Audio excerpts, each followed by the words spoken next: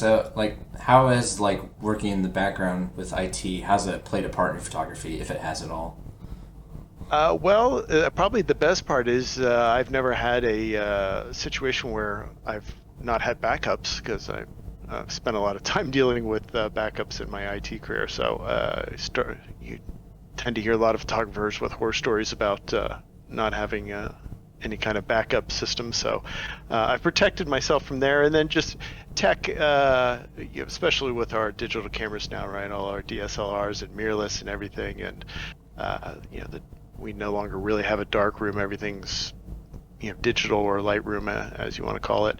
Um, so being already tech focused, it was very easy to transition into using the software and the computers and the programs for that. I haven't been in a dark room in very very very long time, but it would be fun to get back into that at some point. But IT was a good base for that, so that's an easy segue to move from one into the other.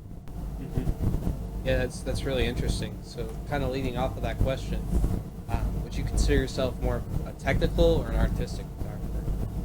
Well, that's an interesting question. I would say I'm in a transition period because there's obviously the very technical side of photography, but I've been leaning more and more into the creative side of things and really trying to dig into those pieces and find the things that interest me and really pursue those where it might not necessarily be for everybody.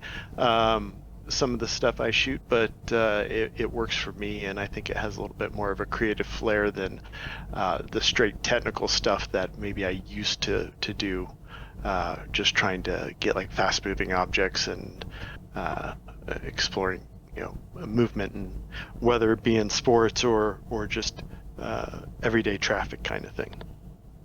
Mhm.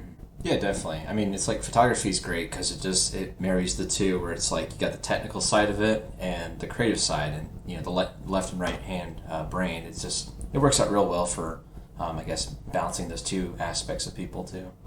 Agreed. It takes, I think, after so much time in IT, you tend to lose a little bit of that creative piece that you maybe had.